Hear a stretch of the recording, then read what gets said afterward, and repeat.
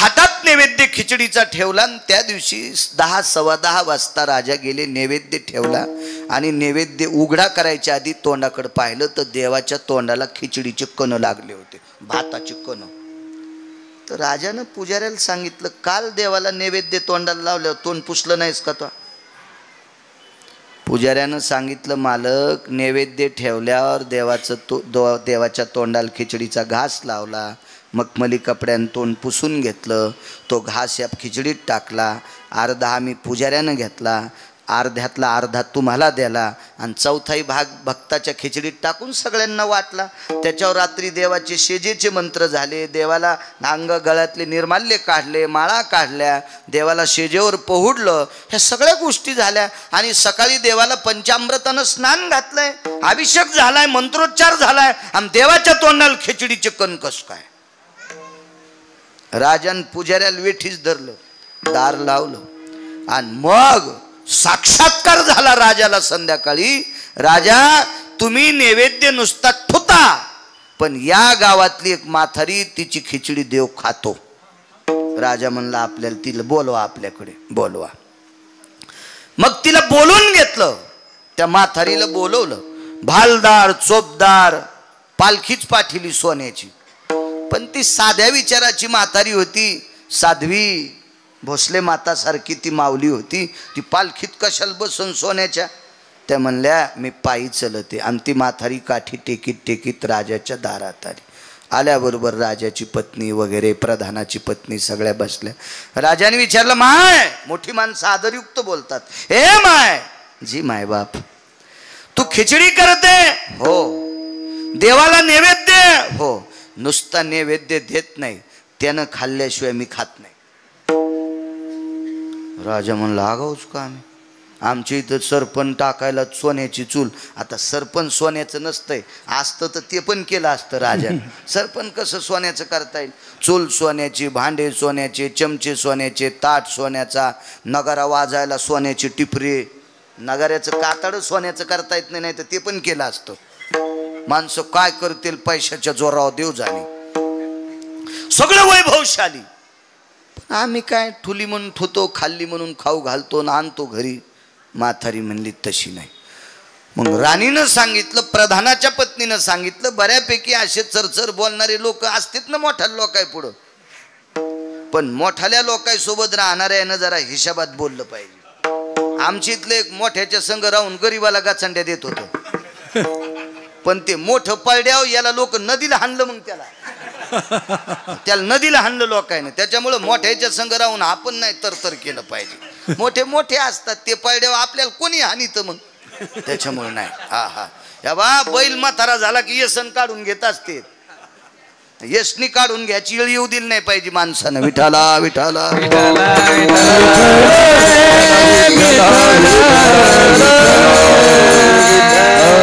हुशार बाई. सगळ्यांनी विचारलं, मग शिजाव खिचडी.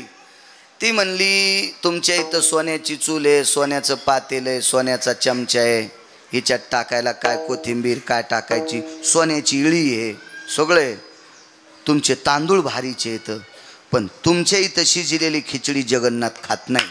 राजाचं तर सगळं जीवन ढिलच. बसल्या बसल्याच काष्टा खोसू लागला. आपलं तर मातीतच गेलो म्हणे बापा.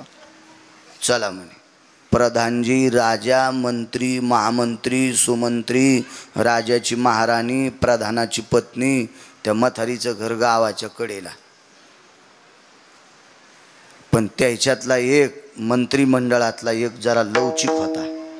तिथे गेल्यावर म्हणला, राजेसाहेब, म्हातारीच्या घरी जाताना मुकुट हातात घ्या, नाही तर वरच्या लाकडात अडकन, अपमान होईल तुमचा. बसून जावं लागत आहे, आणि बसून बी मुंडकं वाकून जावं लागत. नाही वाकिलं तर वरी मुकुट अडकन, आणि वाकिलं तर खाली पडन. राजा हुशार होता, गेले मधात, दाबून चोपून सगळे बसले. म्हातारीन चूल पेटिली. देव किती भारी. त्या दिवशी सरपण वल सारे डोळे पुशीत होते, पण पाहायचंय ना देव खिचडी खातो खातो. खिचडी शिजली. शिजल्याच्या नंतर दारात तुळशीचं वृंदावन, आणि तुळशी वृंदावनापाशी खापराच्या गाडग्यात, आता गाडगं म्हणल्यावर खापराचं, पण आता लय लोक खापर वापरायले. तर गुळाचा चहा कोण पेत होते? तुम्हाला गिरगावच्या बाळ्या शपथ आहे, इमानदारीने सांगा. 20-30 वर्षापूर्वी गुळाचा चहा कोण पेत? गरीब माणसं. आणि गुळाचा चहा एखाद्यान बऱ्यान पेल्या लोक म्हणले हे भिकार चोटे, गुळाचा चहा प्याले. हे सांगायलो 30-35 वर्षाचं. तुम्हाला पुन्हा एकदा मै शपथ आहे, आता गुळाचा चहा कोण प्याले? जय तर लय पाचोळा झाला का? ते प्याले ते गुळाचा चहा. हो, इथे गावरान गुळाचा चहा भेटन. त्या हॉटेलवाल्याला विचारा ऊस कुठं लावतेत? ते म्हणलं आपल्याला काय पतात नाही. ऊस दाखवा बरं. त्याने येळू दाखिला. म्हणलं ह्या येळून हाना ह्या सोंबळ्याला. येळूचा कुठं गुळ होत असतो रे सोंबळ्या? येळूतला ऊसातला ज्याला फरक कळत नाही हे बिनाखली म्हणतोय हे गावरान गुळाचा चहा आहे. तो येळू मोडूस तर हाणायला पाहिजे भाडव्याला. लोकांच्या डोळ्यात माती टाकतो सोंबळ्या. सारी नाटकच. चला काय करायचं आपल्याला. हे पैशावाल्याचा माज उतरण्यासाठी देव असे जन्माला घालतोय. हो, तुळशी वृंदावनापाशी खापराचं परळ होतं, त्याच्यात खिचडी टाकून दिली सगळीच पूर्ण पुसून पासून. भोजेकर महाराजजी टाकली ती. त्याच्यावर तुळशीचं पान ठेवलं. पाणी त्याच्यातला थोडासा घास त्याच्यातच उचलून ठेवला आणि पाणी फिरवलं. पाणी फिरवायला मातीचंच बुटकं. पाणी फिरवलं आणि डोळे झाकले आणि विनंती केली. रोज डोळे झाकून नुसती विनंती खिचडी खाय म्हणून करीत होती. तिला चुटचुट आवाज आला किंवा खिचडी हालिल्याचा आवाज आला की तिच्या लक्षात येत होतं देव आला. पण तिला वाटत होतं आज देव येतो का नाही काय माहीत. तिला माहीत होतं ना फुगिरायला देव भेटत नाही. आज सारे फुगीरच होते तिच्या भावताल बसलेली. फुगिरायला कसं भेटन? हा, देव भेटण्यासाठी हे वाकलं पाहिजे अंतःकरण. हो, माना तर कोणाच्या वाकत आहे? तो येडिंग थोडीच झालेली. मानाला थोडीच येडिंग केली न वाकायला. वाकत असती ही चोंभाळेपणा असतो मान वाकीनं. पण हे वाकलं पाहिजे. आणि हे ज्याचं वागतंय का अंतःकरण देव त्याला मानित असतो, कोणाला नाही मानित देव. नम्र झाला भूता तेने कोंडिले अनंता. अहंकार गेला आणि तुका म्हणे देव झाला. नम्रतेशिवाय मानित नाही. म्हातारीन पदराची वटी केली 2-4 जाग्यावर छिद्र त्या लुगड्याला. भोसले माता सारखं लुगडं साध आणि त्या लुगड्याची जिजा वटी केली अशी पुढे आणि देवाला पसरली. देवा भीक मागते रे, आज माई परीक्षा आहे रे जगन्नाथा. हे माय बापा विश्वनाथा, माई परीक्षा आहे रे माय बापा. रोज खिचडी खातोस रे, आज खाय नाही यायच्या देखता. खोरा झानला, हाताचा खोरा, हात दिसत नाही आणि खिचडीच्या पात्रात असा खोराच. तुपाच्या मोठ्या बरणीत असा कसा खोरा घालतेत असा खोंगा, तसा खोंगा भर खिचडी घेतली आणि म्हातारीनं नर्शन घेतलं. राजेसाहेब देवान खिचडी खाल्ली. म्हातारीनं जिथं देवाचा हात लागला होता का तितका भाग राजाला देऊन टाकला. राजा धर्मनिरपेक्ष राजा आहेस, तुला देवाचा स्पर्श झालेला प्रसाद देते.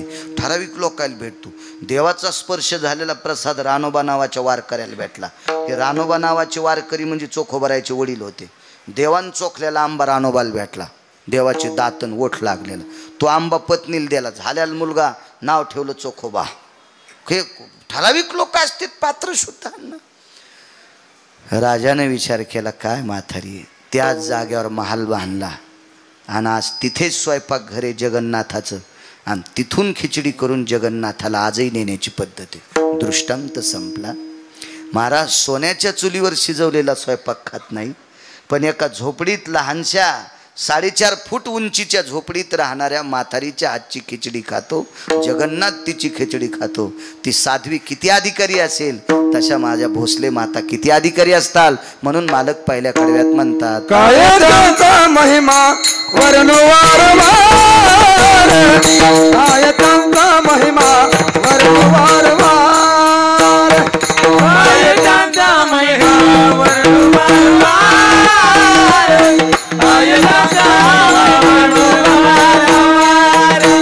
काय त्यांचा महिमा वर्णवारवार,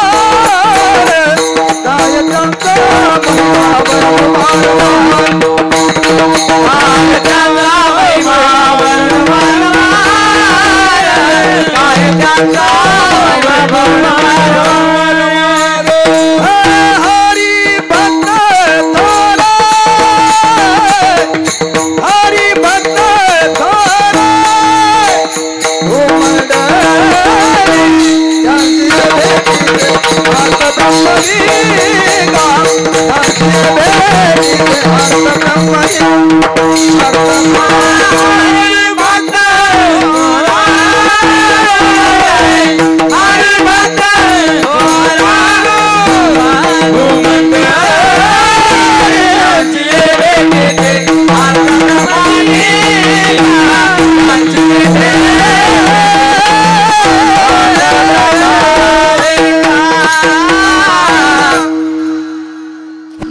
आजच्या मनमाडच्या मालेगावच्या पुढं कोपऱ्यावर खानदेशच्या कोपऱ्यावर ढवळेवीर नावाचं गाव आहे. ढवळेवीर. जीवनभर एका साध्वी रुक्मिणीबाई नावाच्या स्त्रीनं ज्ञानेश्वरी वाचली. त्या जात राहिल्या. त्यांचा अंत्यविधी केला अण्णा. तर अंत्यविधी केल्यावर दुसऱ्या दिवशी राख सावडायला गेले तर दोऱ्यासगट माळ सापडली. दोऱ्यासगट. आज त्या माऊलीच्या माळीची समाधी आहे. अनन्य साधारण महत्व या महाराष्ट्राच्या मातीमध्ये पवित्र स्त्रीला. रयतेचे राजा छत्रपती शिवाजी महाराज याच भारत देशातल्या पवित्र स्त्रीच्या पोटी जन्माला आले. धर्मनिरपेक्ष महाराणा प्रताप याच भारत देशातल्या पवित्र स्त्रीच्या पोटी जन्माला आले. ज्ञानोबाराय, तुकोबाराय, नामदेवराय, चोखोबाराय, नाथबाबा, सावता महाराज, शेना महाराज, गोरोबा काका, निवृत्ती दादा, सोपानदेव हे सगळे याच भारत देशातल्या पवित्र स्त्रीच्या पोटी जन्माला आले. इतकी पवित्र स्त्री. त्यात माझ्या भोसले माता माऊली त्यांचा हा 46वा पुण्यतिथी सोहळा. त्यांच्या चरणी साष्टांग प्रणिपात करतो आणि माझ्या वाणीला कीर्तनातला मध्यविराम देतो. विठोबा रखुमाई,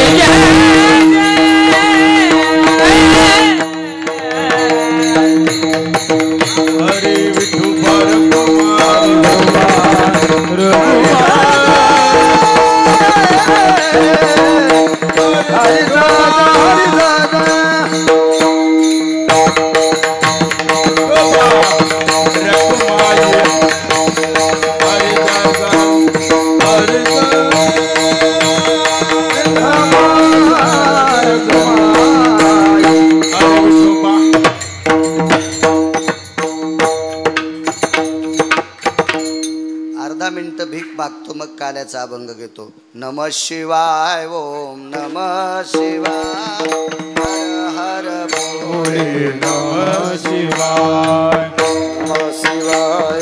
टाळी टाळी टाळी हातावरी करा हात. नमः शिवाय, नमः शिवाय, ओम नमः शिवाय, हर हर भोले, ओम नमः शिवाय, ओम नमः शिवाय, हर हर भोले, नमः शिवाय, हर हर भोले, नमः शिवाय, हर हर भोले, नमः शिवाय, हर हर भोले, नमः शिवाय, हरि हरि बोले नमः शिवाय, हर हर बोले नमः शिवाय, हर भोले नमः शिवाय.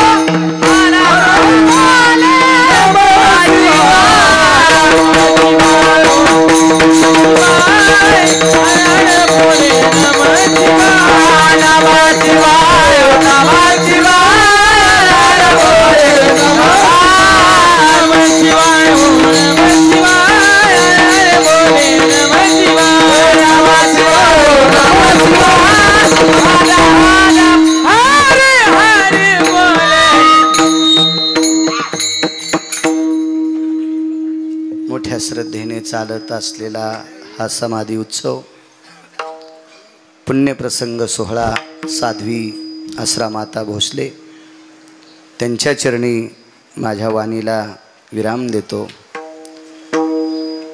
पवित्र श्रावण मास, या श्रावण मासामध्ये एका साध्वी माऊलीचा समाधी सोहळा, त्या सोहळ्यात आजचा काल्याचा प्रसाद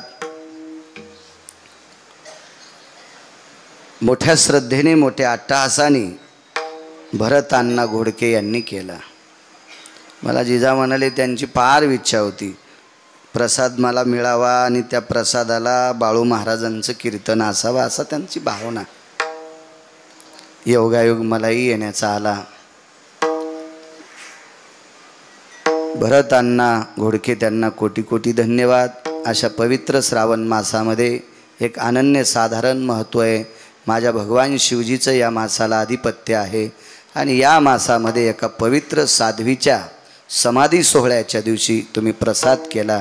एवढ्या मोठ्या भक्तगणांना, वारकऱ्यांना तो प्रसाद मुखात जातो आणि त्या प्रसादासाठी नामचिंतन पुण्यपावन प्रसंग म्हणून या प्रसंगावर तुम्ही गोड अशा प्रकारचा तुमचा अर्थ अर्जन करून ती संपत्ती, सात्विक संपत्ती आध्यात्मिक क्षेत्रात खर्च केली. त्याबद्दल भरत अण्णा घोडके तुम्हाला पुनश्च कोटी कोटी धन्यवाद देतो. आणि काल्याचा अभंग घेऊ. कंठी धरिला कृष्ण म्हणे अवघा जनी प्रकाश, वैष्णवनिका संभ्रमा, वाकुल्या ब्रह्मदिका उत्तम लोका दाखवू, मला वाटू एकामेका वैष्णवनिका संभ्रमा, हे तुका म्हणे हो मंडळी आम्ही बळे विरगाळे, मला वाटू एकामेका वैष्णवनिका संभ्रमा, शंकरा जुळे होतो दिलाचे निवळे, वारे दोन्ही कडे मुख बसवून कडे, वाहतीच्या धारा धारे दोहीच्या गोपरा, वारे दोन्ही कडे मुख बसवून, तुका म्हण्या ते तुका निकवणे तुका, वारे दोन्ही कडे तुका म्हण्या ते तुका निकवणे तुका, वारे दोन्हीकडे मुख पसरून निघणे, म्हणे हाते तुका निकवणे तुका, वारे दोन्हीकडे मुख पसरून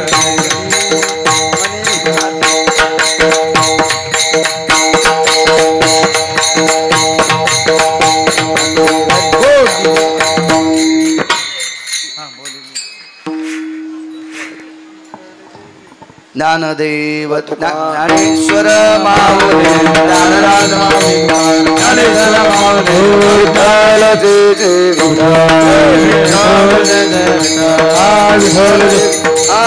बोली रे पुरे वेडे माऊली उतरी, क्षमा करा महाराज नाही उच्चारिला तुका म्हणे ज्ञानेश्वरा बाया